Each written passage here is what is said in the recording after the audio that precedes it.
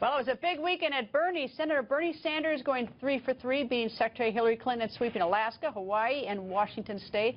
And now Senator Sanders has got his eye on the next prize, and it's big. It's the state of California, which has a whopping 475 delegates to hand out. And Sanders does have some encouraging news. A brand new USC LA Times poll shows Senator Sanders gaining on Secretary Clinton. 45% of likely Democratic voters choose Secretary Clinton. Senator Sanders is only 8 points behind Clinton at 37%. Now, compare that to September, when Clinton held a commanding 16-point lead over Sanders. Fox's Ed Henry is live out on the campaign trail. Ed, where are you, and what's the latest?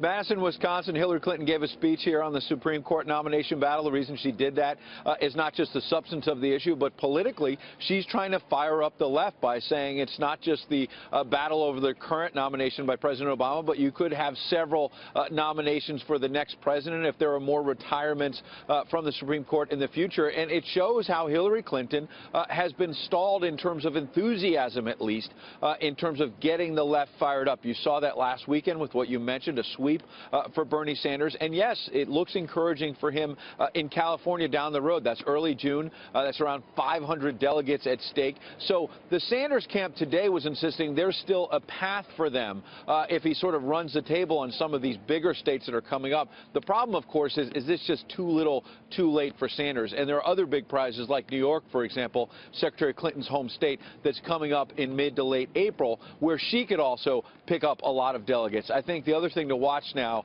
is there's a spat going on about whether there'll be another debate. Bernie Sanders challenging Hillary Clinton to a debate in New York, in fact, ahead of that big primary. The Clinton camp so far saying two things. First of all, that until they see a change in tone from the Sanders campaign, they don't like the negative ads. They think that's dragging Clinton down. It could hurt her in the long term in a general election. Until they see a change in tone, they're not going to accept the debate. And the second thing, obviously, is when you're the front runner, we've seen this with Donald Trump on the Republican side, at some point you just say enough is enough with the debates, because there's little upside when you're in first place and everybody's trying to gain on you, Greta. All right, Ed, you know I love Madison. I spent 4 years there in college. What's the enthusiasm level for the election? Are they all out involved or not? Yeah, on this campus, I can tell you, I saw a lot of people today who were getting fired up. Hillary Clinton had a decent crowd for her speech. It was not a rally, so it wasn't going to be thousands of people. But I should note, Bernie Sanders has now been here to Madison at least twice in recent months and has gotten several thousand people a clip. He gets the college students out, as you know. The question is whether they're going to turn out a week from Tuesday or not. They come to the rallies. Will they come out to vote? But I'll tell you one quick anecdote. On the pavement next to me here, you can't see it, but outside of Clinton's event, several students came out and little chalk wrote Bernie 2016. So only a few people, but maybe they're making their statement that on campuses like this, there's more enthusiasm for Sanders, Greta. Ed, enjoy Madison. Thank you. And the election is not the only thing Secretary Clinton has on her mind. A new report says 147 FBI agents are now involved in the investigation surrounding her private email server and the handling of classified material. Washington Post investigative reporter Robert O'Hara is here, and he's got the article out. He broke the 147 FBI agents, a great in-depth article in the Post. Tell me, the 147, is that a big number for this investigation? It sounds big to me. I think there's a lot of people. I think we shouldn't draw too many conclusions from it, but we know they're trying to accelerate the investigation to find out whether they need to take any action. I don't think they've decided that. I'm sure they haven't, actually. But it shows the seriousness of it, and it shows the complexity of it. I've been suspicious that there's a grand jury convened, not here in Washington, but up maybe in Chappaqua or someplace where the server is, because they had to give because they gave immunity to one of the people involved in the investigation, and you don't have to give immunity unless you serve them with a subpoena and refuses to testify. Do you have any indication that there's a grand jury convened? No, I don't. I mean, can you confirm that there's not one, or just don't know? Don't know. In terms of what I noticed in your report is that from the very beginning, in 2009, when she became Secretary of State, there was a lot of attention amongst her close confidants on this whole idea of whether or not she could use a BlackBerry. Yeah, what we tried to focus on was sifting through all the complexity of the story and the conflicting stories and the partisanship to try to sort of understand what's really at play here. And we found that the email troubles, as we call them, began on the first few days. And it had to do at the beginning with Hillary Clinton and her aides really wanted to use their BlackBerries everywhere on the 7th floor of the State Department. And much of that 7th floor is security protected, so you can't use electronic devices. and that's because they're worried that they could be used against them as eavesdropping devices. It seemed, though, reading the article, that their concern wasn't to, like, not going to sell state secrets to China or anything else. It was really a question of almost a BlackBerry addiction and convenience. That they all were used to using a BlackBerry. It's very convenient, and now suddenly they got to the State Department, and it didn't work out like that. Well, it rubbed up against the need for security, which is very real. The State Department and other government agencies have been hacked over and over again, and it was a rising problem. And they didn't want the BlackBerries being turned into eavesdropping devices. So the security guys warned them explicitly within the first few weeks, you have to be careful with your BlackBerries. But what we found is Hillary Clinton didn't use it in the secure areas, apparently, but she did continue using her own personal BlackBerry. And the most notable thing is that BlackBerry was linked to her basement server. And that's the problem. You're not supposed to have the basement server. I mean, if you're in the State Department. There's multiple problems.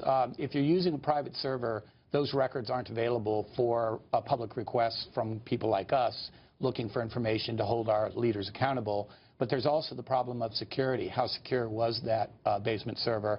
And the Clinton camp makes the case that it used firewalls and took measures to protect it. But the server, by definition, does not appear to have been secure enough to carry very sensitive and or classified information. I tell you what, I think that the prosecutors will be looking at, like even looking at your article, is that what you laid out, all the security concerns and questions and warnings and everything, is that they were on notice, and they knew that there was a problem. They knew that there was an objection, and they did it anyway. It could be. That's the biggest. That's what I thought. I thought, uh-oh, when I saw that. Well, they were on notice about the BlackBerry. I think the Clinton camp will tell you that she didn't know these were classified records coming across her server. She must have known and had to know it was sensitive information.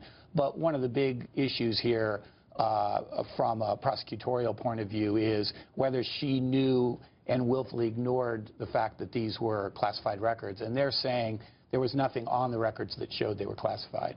All right. It's a great article. And Robert, we're going to link to your article on GretaWire.com because I think it's incredibly comprehensive. It's a great article and explains everything. Thank you.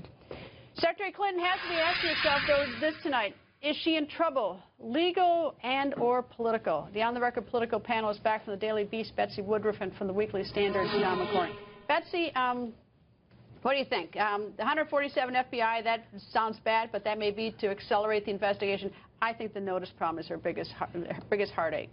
The entire situation is a huge mess, and I think regardless of how it plays out in the courts, it's just another burden on her campaign. It's one more thing she doesn't want to talk about. It's one more reason for her to stiff-arm reporters. It's one more reason for her to keep pushing forward, doing any press availabilities. It's a rolling PR nightmare. Regardless of how it all plays out, it's just not good. John? Well, it's definitely the biggest issue hanging over her head. I mean, all the news has been great for her, aside from this issue about the emails she's had. Right now she's leading Donald Trump by 11 points in the Real Clear Politics average of polls. It looks like she's got a great lead over Bernie Sanders, that he's not going to be able to overtake her. But she's got this huge issue about, I mean, could the scandal really blow up? Could there be indictments of her top aides, or even people think it's unlikely, but could it happen to Hillary Clinton herself? I will tell you, and I actually urge the viewers to go to GretaWire and to read and to link to the Washington Post and read the story, because there's been so much said about this. This is the first time I've seen it sort of all in the right place in the timeline, so that you can understand it, even explaining the State Department and security issues. But I think the thing the Clinton campaign and Clinton and other people need to worry about is that in the early part of '09 is that there were discussions about what to do and what not to do, and that is what we say in the law is notice as a problem. But anyway, who knows? I don't know how this could turn out.